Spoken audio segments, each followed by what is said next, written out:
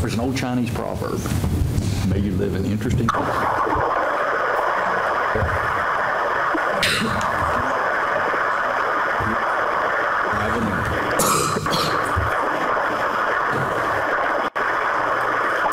Your water running or something? I didn't bring my glass. Chris, I just put Kristen's card. Okay. Just for a state. You a proxy today? How you doing? Good to see you. Good to see you. And his proxy. Did you bring your card? The one that I gave you in the office? I don't know. No, it's okay. That's it. Well, I wrote notes out, but just give me one mention. And that we just put everything on the Easy access to darts right here.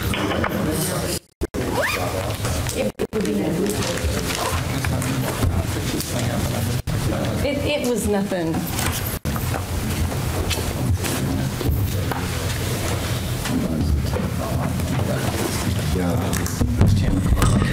All right, it's 10 o'clock. We'll call the meeting to order. We actually, it appears that we have an approval for the minutes of the previous meeting. So moved.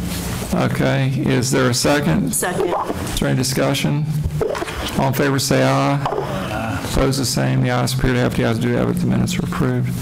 Let me just make a brief, not long, but just a couple of minutes or a few seconds of comment here.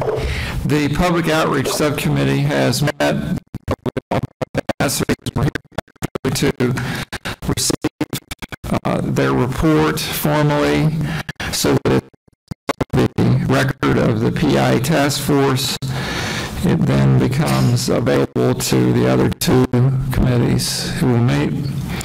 And in the flow of, as I said in the previous, in the final meeting of the Public Outreach Subcommittee, that, you know, when the concept of a fix was talked about, I mean, the only thing you could do is say try to identify what the public believes or the participants believe is a problem and needs to be fixed. And so that's the process the Public Outreach Committee went through.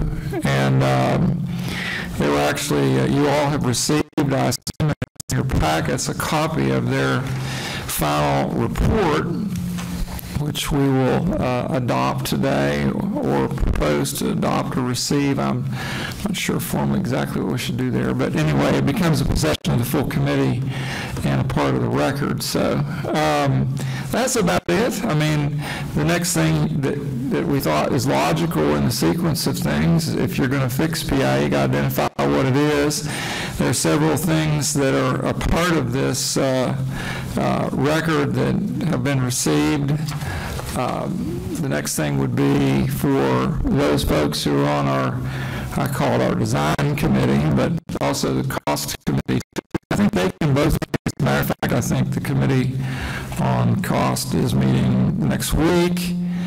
So, and that's I don't think one has to wait on the other, but it's an interplay, actually, in my mind, between what needs to be fixed, what revenues are available, and what design needs to be adopted, with all those things in focus. So that's where we are, and there were 20, as you can see, as you go through this report, there's pretty exhaustive bunch of meetings that were held all across the state in an effort to garner the types of comments that you wanted. So anyway, that's where we are. So now we'll, talk about the subcommittee's final report. Madam Chairman, do you have any comments you want to make on that? Just briefly. Okay. Pass the microphone over to you. Oh, I've got one. Okay. Thank you, Mr. Chairman. I just wanted to make a couple of comments in terms of the committee's charge was to seek input from members of the PEIA plan. And in an attempt to do that, we did have the 21 meetings across the state. We asked for input through the survey process, Facebook and the website and things like that. And I just want to express appreciation to members of the task force that participated in the meetings. I want to thank the governor's staff and also the folks with the host sites for helping to arrange that. And most importantly, I want to thank the members of the plan participants that came out, the retirees that came out. We appreciate hearing their concerns and issues, as well as suggested funding sources and other fixes. Again, I think the report, we tried to summarize our findings the best that we could. And in addition, I think that there were some themes, if you will, that were similar across the meetings. And then in other, depending upon where we were, whether they were border issues, accessibility to care, those types of things, I think that we gathered good information. And so again, I want to thank my fellow task force members. And I'm hopeful that we can move forward quickly with our other subcommittees to find a resolution. Okay, where we are procedurally is the Public Outreach Subcommittee's final report is before you. I assume the chairman can move, the chair, she can move it. So move. Okay, it's been moved, it's before you. Is there a second? Okay, for discussion purposes. All right, it's here for you to, if it's being received by us, and then it becomes part of the formal record of our total committee, and that's what we're doing. So is there any discussion about it before we proceed to vote on that? If you're ready to vote, then all in favor say aye. All in favor in receiving the committee report from the subcommittee say aye. Aye. Opposed say no. The ayes appear to have it. The ayes do have it. Okay, the report has been received. All right. There is. Can I ask a couple questions? Okay, under other business. Yeah. Okay. Thank you, Mr. Chairman. I just want to make sure the outreach committee the plan committee is meeting the 23rd, right? Cost and revenue. Do we have a date for the other committee meeting?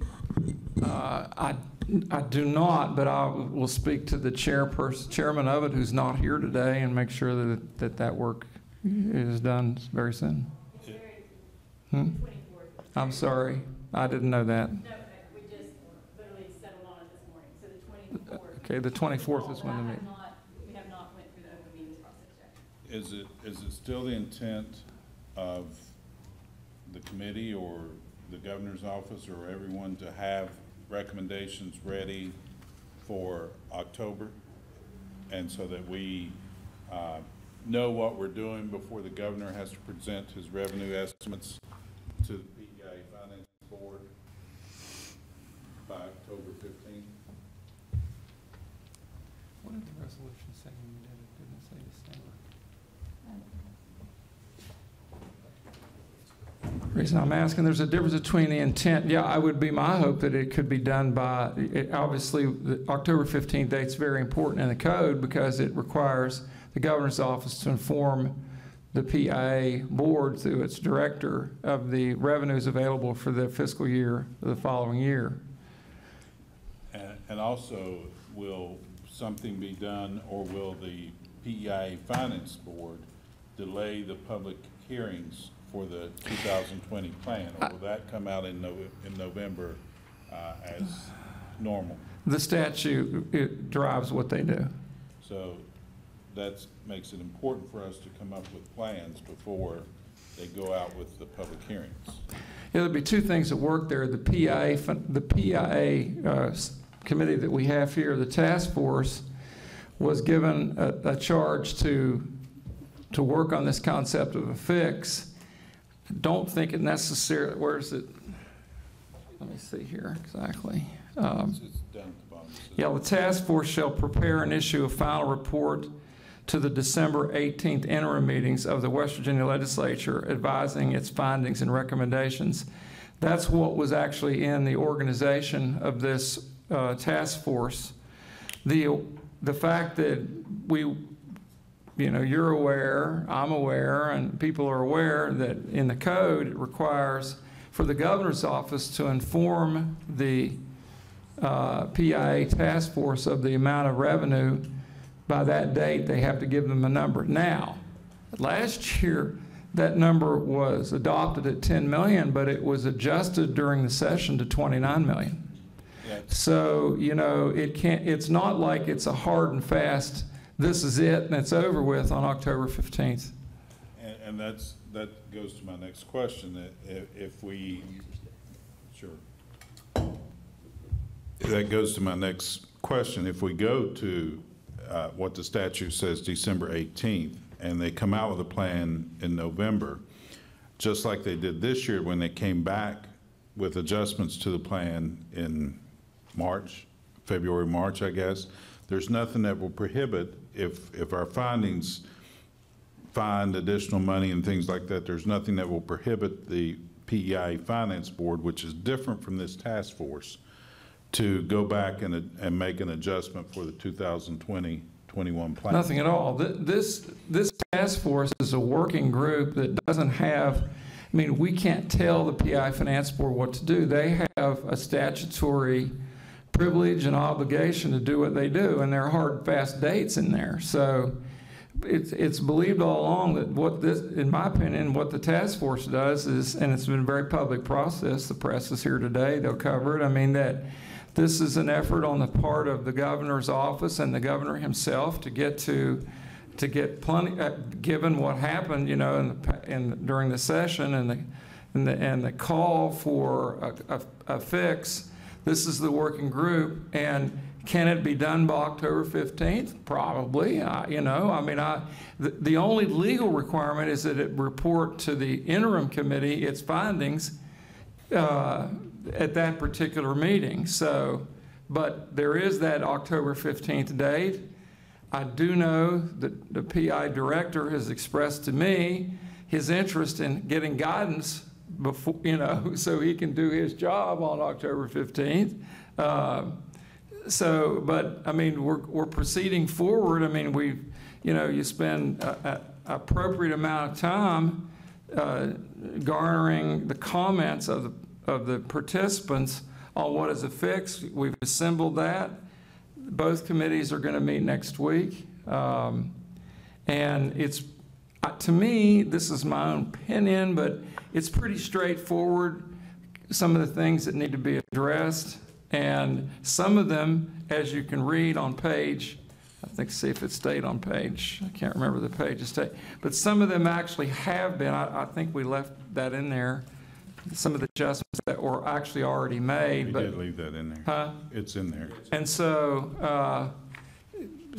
as I would hope in a good process, that obviously the PIA director and the PIA board, of which one of those board members is actually part of this task force, so that that this is not, that people have not been responsive to some of the things that were said during the public hearings. We'll just see as we get, I mean, there's no rule book for, I mean, you know, we're charting a new course here to look at this particular entity of our state government life, which has always been driven by statute. Years ago, it was decided that the legislature would not vote on the benefit, you know, the benefit structure. It would be put over here and worked on by a board and a director and so forth. So now we have this very public process where we're trying to get at a good outcome. And so we'll see as the meetings occur next week. I mean, I've never been one to easily predict how much time it'll take something to happen. I've been legislature, and I was hoping things would happen a lot faster than they would. And sometimes they'd be a little quicker than I thought. So anyway. I appreciate that, and I understand that.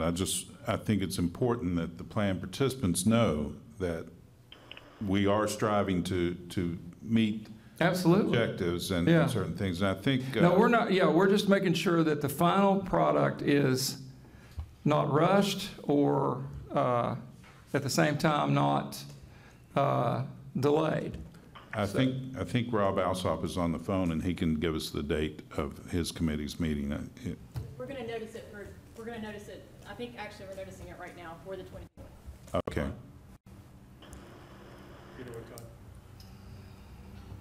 Rob, are you on the phone? Can you tell us the time? Yeah, can you guys hear me? Yes, we can hear you. Okay. And if the folks could speak into the microphones better, it is tough to hear on the phone, please. Thanks. Yeah, so we have a meeting, I think it's going to be scheduled. I was working with Rebecca on a meeting for the 24th, and both taking the data from the public hearings as well as Ted's original presentation, we hope to dig in and probably a series of meetings over the next several weeks to try to understand and move the process forward. Do you have a time? I'll give it to you. I just got to look at my email. We've scheduled quite a few back-to-backs. I just want to give you. Okay, all right. It'll be in this room, and I would, we'll notice you pretty quickly whether it's the morning or the afternoon. Depends on the availability of this room. Yeah. Keep in mind with that committee, I believe it's later in the day, but we have, Amy, are you on that committee? But you might have to come and talk on the microphone because the people are on the phone can't hear what you're saying. And just state your name. Keep in mind that committee, I believe, was 1 o'clock because we have Amy traveling from the Eastern Panhandle, Lisa Simon traveling from Willing, if they can make it. So Rob from Morgantown. So we have folks that have to travel quite a ways for that meeting. They're on that plan. So it'll be in the afternoon on the 24th. I'll find it right now. Okay. Are you ready? Yep. Okay, I'll call on. The Cost and Revenue Committee will meet next Thursday, which would be the 23rd at 10 a.m., or excuse me, 2 p.m. 2 p.m. It should be in this meeting room. We're going to look at cost and revenue information for where PEIA is right now. We've talked about a lot of issues around what we can do to look at revenue, to look at program changes, which is in sync with the design committee. But we're going to get a report on what the components are of PEIA. That'll be one of the discussion issues. What are the cost components? What are the revenue components? In other words, where does all the revenue come from? What part comes from the state? What part comes from the plan participants? What are the costs of running the program? And try to get some information on what some of the projected costs will be moving forward. Because for us to sit and say, well, let's generate this revenue, that revenue, we need to know a baseline where we are and where we're going before we recommend, at least that's my thoughts, before we recommend other changes for revenue or cost reductions and the like. We also have some suggestions that have been made by committee members on what we can do to enhance things in the plan, not what we can do, possibly be done to enhance things in the plan, either to reduce cost or have an impact on revenue. So we'll try to cover that in a 2 hour or so meeting next Thursday, the 23rd at 2 o'clock, 215E, Government Organization Room, the room we're meeting in today. Thank you. Is there any other? I think, yes. Thank you, Mr. You want to grab the microphone? Oh. Because people who are on the phone can't hear unless you're talking in the microphone. Thank you, Mr. Chairman. Okay. I may be out of order, but I had a couple questions about the report that I was hoping, and it's been referenced, since we accepted it. And I read it very quickly last night because that was the first time I had seen it. Is there, the committee did a really good job, and I know they worked really hard, and I think this is a pretty comprehensive report. But were there references to the two people who represented employees on the PEIA committee? Were there references made that those people should be returned, that the people who are actually using this insurance should have representatives on the PEIA Finance Board? Both of those were removed. Was there reference to that in the public hearings, and is it in the report? Because I didn't see it, but I could have missed it. I'll need to go back and look at the notes. Certainly, we got a lot of comments. I don't believe that is in the report. I'm pretty certain about that, but I'll have, in terms of it, if it was in fact mentioned. I seem to recall that maybe it was mentioned at the Charleston meeting. I could be wrong. I don't know if other members of the task force recall specifically, but we can go back and look. It was mentioned, it's not in the report, but what we wanted to make clear is this doesn't prohibit us, any of us task force members, from making recommendations when we get to the full design of the plan. So it doesn't prohibit us from recommending that we have representation on the PEIA Finance Board. But we tried not to put things that were mentioned once or twice in a report, because this is what was mentioned most often in the report. You know, there was action taken at the, if you listen to the last meeting, there was action taken where several items that were quite de minimis that have been mentioned once or twice removed from the final report, so that the will of the committee was to give you a tone of what was pretty predominant in the conversation, and that was not a predominant comment. It was made for sure. I heard it at the Charleston meeting, but it wasn't made by very many, and maybe only one or two. So there were a lot of one or twos that were removed from the final report, and that was what happened in the last meeting. Okay, I have one more question on page 11 at the bottom, where it says suggested funding sources in no particular order. Was there an attempt to, because you've got the percentage of comments on gas severance, for example, 44.9%, is it possible to rank based on what these individuals, you know, who commented the most on something? My answer to that would be that since we have this cost and review committee that's going to look at those kinds of things, people did comment on various things, but there wasn't any attempt to say that one was predominant in terms of, like you mentioned, the natural gas severance tax. I mean, the legislature actually had a meeting going over in great depth about that natural gas tax. So, but that's what the Revenue Committee is going to look at. They're going to look, you know, I think that the fact that these were mentioned and people were struggling with the issue of wanting more revenue. Question surfaced, you know, I guess, were there percentages here? Page 20 does that. Yeah, page 20, yeah, I'm sorry, page 20 actually does do that. It shows of the responses, gas severance was a little less than half. Marijuana was 11. Business, you can see the different people that mentioned there. That was for the surveys, I think. Correct. Yeah, not. It would have been hard to have garnered that. I mean, it took several man hours to just go through, and everything, by the way, that was done in those committees is on video to be watched. It's still out there on the website. So, but they went through, and this was actually the numbers of the actual responses to those surveys that were calculated into this report. Okay, is this report now online?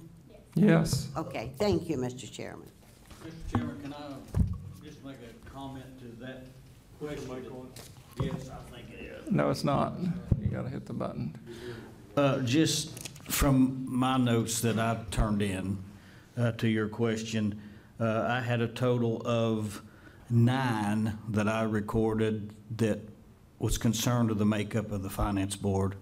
And of the speakers that I heard and documented was 57 of the speakers of the meetings I attended mentioned specifically gas severance tax, according to my records. All right, is there any other questions or comments before we adjourn? Yeah. Thank you, Mr. Chair. Just to dive in a little deeper on what Ms. Hale had asked about the makeup of the Finance Board. In the last, the June interim Joint Committee on PEIA, it was reported to us that Mr. Raymond Whiting was removed. Is that correct? I would have to ask my government relations. I don't have that top of my head. Just let me see. No, you can tell me and I'll tell you. Okay. It wasn't removed. There's a code conflict, so we have to fix it next session. Personnel says that, the code for personnel says that you cannot be a state employee and serve on the board. But the PEIA code calls for a state employee. So it's a code conflict. Yeah, we have a code conflict. Apparently, it says one section of our law says you cannot be a state employee and be on a board, and then the code requires that there be a member on the board. So it's going to be resolved. Well, if you could just enlighten us, what is the timeliness of this? For instance, we want to make sure that there is a public employee representative on the board. Is there an interim commitment that we could have somebody who does not have conflict represent public employees, whereas the conflict in code both prohibit somebody from doing that? It would essentially have to be fixed in legislation or Yeah, I mean, let me just give a little background here. The governor's office, in working with the Senate on confirmations, became extremely cognizant and very, what's the right word, Mr. President, I can use, very strict in terms of code requirements and who's on boards. So that would have to be fixed. Well, the consideration that we would like to at least recommend from this task force then in the interim is that somebody represent public employees. Even though there is a code conflict interim, they do need to have representation. Well, that is not in conflict with both pieces of code. Well, again, that we are not the task force. Yeah, the task force can note that and recommend that. We can't cause that to happen. That's a process between the governor's office in the appointment and the Senate and its advise and consent authority in the Constitution. The was actually confirmed by the Senate. We realized later that there was a Okay, well, I'm informed that the person you're referring to was confirmed by the Senate, but the code conflict has surfaced. So I can't resolve that here. This PEIA Task Force cannot resolve that, but you've noted it publicly, so we can, obviously people who are involved with this, you're correct. I mean, I think the intention of the law must have been to have somebody with that standing on the committee, so it'll just have to be resolved, but I think we can't resolve it. I just make a note on the record that this, or if it's warranted, make a motion that recommend that there is representation interim. Well, there's a person appointed.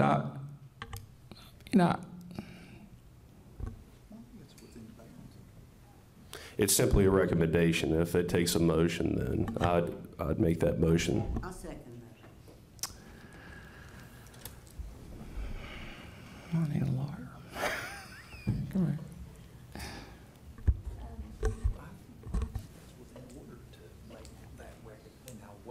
Okay. All right, I'll accept that as being in order. I don't see any reason why it wouldn't be. It's under other business, and it is a full task force meeting. So, and it does somewhat relate to the report that you have before you. So the motion has been moved and seconded, and let me get this straight, that this task force recommend to whom? Recommend to the full task force. I think that is the first piece, and then also. This is the full task force. Well, then let me clarify. Then to the governor's office that would have administrative or promulgated authority to do that interim appointment. I mean, obviously we have a note that the code says that there is a conflict, right? A conflict of interest within a state employee cannot serve on the board, yet the new makeup requirement of statute of the board says that they have to be an employed state employee. Long and short, they are not represented. And so the recommendation is that the governor's office, in tandem with the legislature, come up with some type of reconciliation that they do have representation. Okay, I think, who's taking the minutes here? You got it, all right. Okay, I'm going to try to get this in the form of how it'll be written in the report should it be adopted, and that is that the motion is, and help me out here, that you recommend to the governor's office that they, what? Say it again? That the governor's office work with the legislature to work an interim appointment for public employees representation on the finance board, PA Finance Board. All right, that's the motion. It's been seconded. Is there any discussion? Yeah, I just have a question. I'm not opposed to what you're trying to do, but I don't know how, when you say the governor, make a recommendation that the governor do something interim, I think what I'm hearing is there's a statute only the legislature can fix. I don't think the governor, well, that's why I'm a lawyer, but I don't know the governor can just wave a magic wand and say, I'm going to ignore the statute, but that's why I'm comfortable with. No, I think there are exigent circumstances where you have code conflict that we can resolve between the governor's office and the legislature. Well, I just think maybe legal counsel for the governor's office ought to look at that and just see if. Well, we definitely will look at that, and we'll get back to the committee on our response to that. But and actually, we're doing that now. But I don't mind it being formally directed, Senator. Thank you, Mr. Chairman. When are we going to meet again? The full task force. Because the reason I'm asking this question, when we're going to meet again, or whether it's going to be in the next month or something like that, we have the potential to maybe lay this over to the next meeting where everybody gets together, and then we may be able to have all the answers, the pieces of the puzzle fit together to find out whether we can actually do that. Well, of course we can do it, but whether it can be fulfilled or not. So if what I'm getting at is maybe lay it over. If we're going to meet, say in the next 30 days, 40 days, something like that, would that be suitable to you? Absolutely. I'll stay my motion until the next meeting, and ultimately I don't believe the board has any duty or function between now and the next task force meeting. I'd be willing to stay or hold my motion. Okay, so you want to lay the motion over to the next meeting? You want to? Okay, so basically I'm just being on technical. Or you withdraw, if the seconder withdraw, you withdraw the motion with the understanding you'll bring it back up at the next regular meeting? Yes, Mr. Chair. Seconder, do that. Well, I'd like to know when the full task force is going to meet again. Well, we don't have a date set yet. We're obviously going to have to play off of what these other two groups do. But, I mean, I would anticipate it's not going to be very far into the future. And then we'll both define. We're not making an announcement today as to the date of the next meeting, partially because it's a moving target. I mean, you've got these other two groups that are going to meet, and we will come together. I would say it's, I don't want to be held to it, but we're in the middle of August. It would be sometime in September. Okay, I'll withdraw my second. Okay. Quick question of the chair, if I can. Delegate. Chief. Yes, thank you. Just to follow up on this, this is the first time I've become aware of the issue and the conflict between the code. And I know there was legislative changes to the composition of the PEA Finance Board. I don't recall whether it was the last legislative session or the session before we did that, where there were two members of organised labour that were removed from the board. Is that what you're referring to, the changes that occurred during that process? Yes, Delegate. What I understand, it was not the last session, but the previous session. Okay. Yes, so it would be the 17th. So this conflict has existed for some time then? It was just brought to our attention in the last interim, the June interim meetings at the full. And an individual has been removed from the board and there's a vacancy on the board, or has there been an appointment of another individual to the board? There is, to our knowledge, or what was reported to the interim joint committee, is that they have been removed and there has not been a replacement. But there could be clarity within.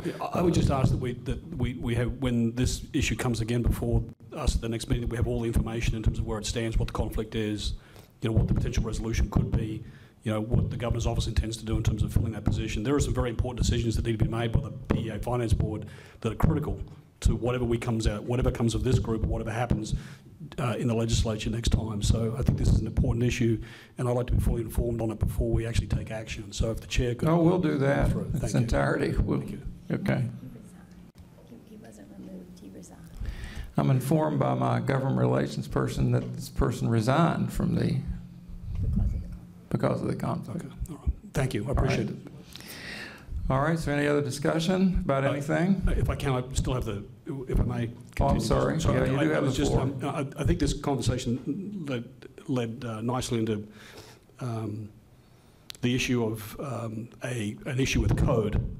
And I'm just sort of looking at dates here and appreciate the information that was given earlier about the October 15th deadline for a letter to be issued by the governor directing the finance board how much money they were available for the coming year, as well as the requirements within code for public hearings, and also the date that this task force is to report back to the interim committees, which is in December. So what I'm hearing and what I'm trying to determine whether or not there is going to be the opportunity for any legislative fixes. We're 60 days away, ironically, from the October 15th date, as of today. And the legislature doesn't meet again until January of next year. So as we're looking at fixes, and we're looking at fixes that would potentially involve funding, I'm trying to determine whether or not would be any opportunity to do any fixes that relate to code or legislation, or whether the fixes that we're looking at would purely be administrative. I'm looking for some guidance there in terms of... In my opinion, I think it was anticipated that, well, obviously plan design is more a function of the PEIA board, and they would hear from this committee, and in the perfect world, the work here would be heard by the finance board and would be adopted, or at least, but then the revenue issue, if there's a call for additional revenue or a commitment of revenue, then that would require legislation, in my opinion, which can originate from the governor's office and be introduced, or it can rise from the legislature, as you know. So that would require before January some sort of special session call. That would be my understanding. It could happen in a special session, or it could happen in a regular session. I mean, it just depends, I mean, my experience now being there for a year, that special sessions tend to be time crunched. People want to get things done in a day or two, and this may be the kind of thing that you need more deliberation. So I don't know. I mean, obviously, if there's a will of everybody, I mean, you can do something quickly, but if there's differences of opinion. And remember, we're talking about the July 2019 plan, so that the legislative session is ample amount of time to make these adjustments and be ready for the 2019 year. I mean, we're into the 2018, July 18 year right now. Everything remained the same, remember, and it was fall funded at a certain level to keep it the same. So, thank you. Appreciate the information. Thank you. Well, if there's no other comments or questions, I'll entertain a motion to adjourn. It's been moved and seconded. All in favor say aye. Aye. Opposed the same. We are adjourned.